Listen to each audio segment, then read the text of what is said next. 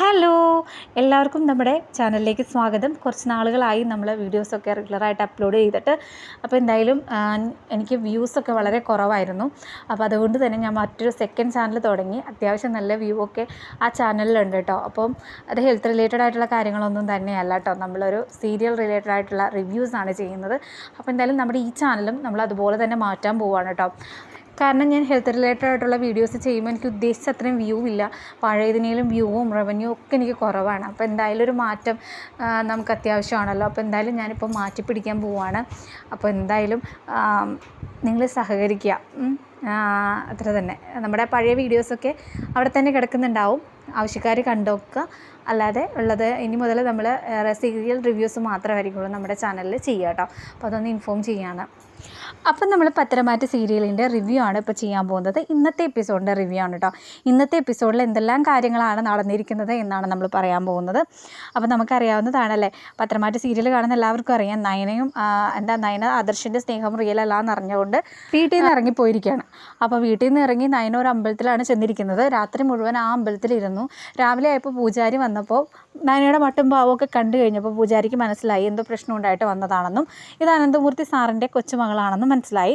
അങ്ങനെ അനന്തമൂർത്തിനെ വിളിച്ചിട്ട് കൊച്ചുമകൾ ഇവിടെ എത്തിയിട്ടുണ്ട് എന്നുള്ളത് പറയുകയാണ്. അപ്പോൾ മുത്തശ്ശനും മുത്തശ്ശിയൊക്കെ കൂടെ നയനയെ തേടി അമ്പലത്തിലേക്ക് വരികയാണ് കേട്ടോ. അമ്പലത്തിൽ വന്ന ഉടനെ തന്നെ നയന മുത്തശ്ശനെയും മുത്തശ്ശീനെയും കാണുന്നു. ഉടനെ തന്നെ നയന കരയാണ് കേട്ടോ. നയനയുടെ കണ്ണുകളൊക്കെ നിറയുന്നുണ്ട്. അതേസമയം തന്നെ മുത്തശ്ശനും മുത്തശ്ശിയും ചോദിക്കുകയാണ്, മോളെ നിന്നെ എവിടെയൊക്കെ തേടി, എന്നിട്ട് നീ എവിടെയായിരുന്നു?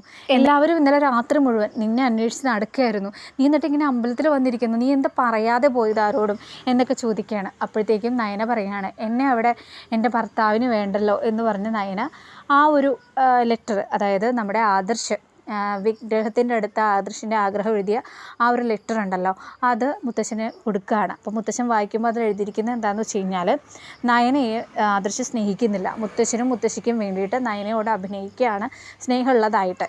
മുത്തശ്ശൻ നാളെ ഇല്ലാതായി കഴിഞ്ഞ് കഴിഞ്ഞാൽ അമ്മ പറയുന്ന രീതിയിൽ ആദർശ് പെരുമാറൂ, ഭാര്യയെ വേണ്ടാന്ന് വെക്കാൻ പറഞ്ഞാൽ ആദർശ് അങ്ങനെ ചെയ്യും എന്ന് തന്നെയാണ് ആദർശ് എഴുതിയിരിക്കുന്നത്. ദൈവത്തോട് ക്ഷമ ചോദിച്ചിട്ടാണ് ആദർശ് എഴുതിയിരിക്കുന്നത്. അപ്പോൾ ഇത് കണ്ട ഉടനെ തന്നെ മുത്തശ്ശൻ ഞെട്ടുകയാണ് കേട്ടോ. അതിനെ മുത്തശ്ശിക്കും കൊടുക്കുകയാണ്. അപ്പോൾ മുത്തശ്ശി ഇത് വായിച്ച് നോക്കുകയാണ്. അപ്പോൾ മുത്തശ്ശി പറയുകയാണ്, ഇവനിങ്ങനെയൊക്കെ എഴുതിയിട്ടുണ്ടെങ്കിലും തീർച്ചയായിട്ടും മോളെ നിന്നോട് സ്നേഹമുണ്ട്. ദേവയാനീനെ ഇഷ്ടം കൂടുതലുള്ളത് കൊണ്ടാണ് നിന്നോട് അവന് സ്നേഹം പ്രകടിപ്പിക്കാനായിട്ട് സാധിക്കാത്തത്.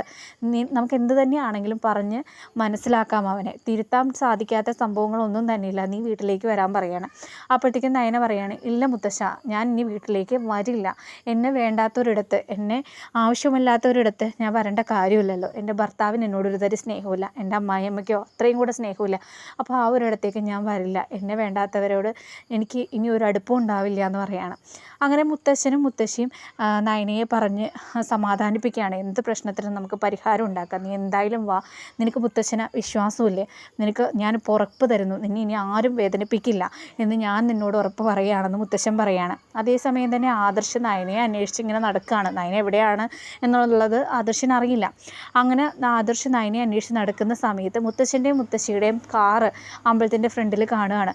അപ്പോൾ ആദർശ് വിചാരിക്കുകയാണ്, ഇനിയെങ്ങാനും നയനയെ അന്വേഷിച്ച് പോയിട്ട് ഇവിടെ വന്നതാണോ എന്തായിരിക്കും എന്നറിയാൻ ആദർശ് കയറി നോക്കുമ്പോൾ അവിടെ അമ്പലത്തിൽ നയന ഇങ്ങനെ ഇരിക്കുകയാണ്. നയനയുടെ അടുത്ത് തന്നെ സംസാരിച്ചുകൊണ്ട് മുത്തശ്ശനും മുത്തശ്ശിയും ഒക്കെ നിൽക്കുന്നുണ്ട് കേട്ടോ. അതേസമയം തന്നെ ആദർശ് നയനയുടെ അടുത്ത് വരുന്നു. നീ ഇത്രയും നേരം എവിടെയായിരുന്നു, ആരോടും പറയാതെ നീ എങ്ങോട്ടാ പോയെന്നൊക്കെ ചോദിച്ചുകൊണ്ട് നയനയോട് ദേഷ്യപ്പെടുകയാണ് കേട്ടോ. അപ്പോൾ ആദർശിൻ്റെ ഉള്ളൊരു സമാധാനം കിട്ടി. കാരണം നയനേനെ ആരും പിടിച്ചുകൊണ്ട് പോയതല്ല, നയനക്ക് ഒരു അപകടവും പറ്റിയിട്ടില്ല, നയന ഹാപ്പിയല്ല സുരക്ഷിതയായിട്ട് ഇരിക്കുന്നുണ്ട് എന്നുള്ളത് ആദർശിന് മനസ്സിലായിട്ടുണ്ട്. അങ്ങനെ ആദർശ് നയനേനെ ആ ദേഷ്യത്തിലും വിഷമത്തിലും ഒക്കെ തല്ലാനായിട്ട് കയ്യും കാണാം. ഇത് കാണുന്ന മുത്തച്ഛൻ പറയുകയാണ്, നീ എന്താണ് ഈ കാണിക്കുന്നത്, അവളെ തല്ലി നോക്കടാന്നൊക്കെ പറയുകയാണ്. അങ്ങനെ ആദർശ് മുത്തച്ഛൻ്റെ മുന്നിൽ തല്ലുന്നൊന്നുമില്ല, ജസ്റ്റ് കൈ ഓങ്ങിയതേ ഉള്ളൂ. ആദർശിനും ഒരു വിഷമമൊക്കെ വന്നു പോയി. അപ്പോൾ ഇതിനിടയിൽ തന്നെ നമ്മുടെ കനകദുർഗ എല്ലാവരോടും പറയുന്നുണ്ട്, എൻ്റെ മോൾക്ക് എന്തെങ്കിലും സംഭവിച്ചു കഴിഞ്ഞാൽ ഞാൻ നിങ്ങളെല്ലാവരും പോലീസ് സ്റ്റേഷനിൽ കയറ്റുമെന്ന് പറയുന്നുണ്ട്. അതേസമയം തന്നെ ജലജ പറയുകയാണ്, നിൻ്റെ മോൾ കണ്ടവരുടെ കൂടെ ഇറങ്ങിപ്പോയതിന് ഞങ്ങളെന്താ ചെയ്തിട്ടാ, CCTVയിൽ കണ്ടല്ലോ അവൾ ഇറങ്ങിപ്പോകുന്നത്, അപ്പം ഞങ്ങളിങ്ങനെ പറഞ്ഞിട്ട് വല്ല കാര്യമുണ്ടോ, നിൻ്റെ പെൺമക്കൾ ഇങ്ങനെയൊക്കെ തന്നെയാണല്ലോ എന്നൊക്കെ പറഞ്ഞ് കനകദുർഗയെ ആക്ഷേപിക്കുന്നുണ്ട് നമ്മുടെ ജലജ. അതേസമയം തന്നെ അനിയുടെ അമ്മ പറയുന്നുണ്ട്, എന്തിനാ ഏടത്തി ഇങ്ങനെയൊക്കെ പറയുന്നത്, അവരെ ഒരു അമ്മയല്ലേ, അവരുടെ വിഷമം അവർ പറഞ്ഞു എന്നല്ലേ ഉള്ളൂ, അപ്പോൾ അത് നമ്മൾ ആ ഒരു സെൻസിൽ എടുക്കേണ്ട കാര്യമുള്ളൂ എന്നൊക്കെ പറയുന്നുണ്ട് കേട്ടോ. അപ്പോൾ ഇതിൻ്റെ ഇടയിൽ വരുന്ന സീനാണത്. അപ്പോൾ ഇത്രയൊക്കെ കാര്യങ്ങളാണ് ഇന്ന് നമ്മുടെ പത്രമാറ്റ് സീരിയലിൽ നടന്നിരിക്കുന്നത് കേട്ടോ.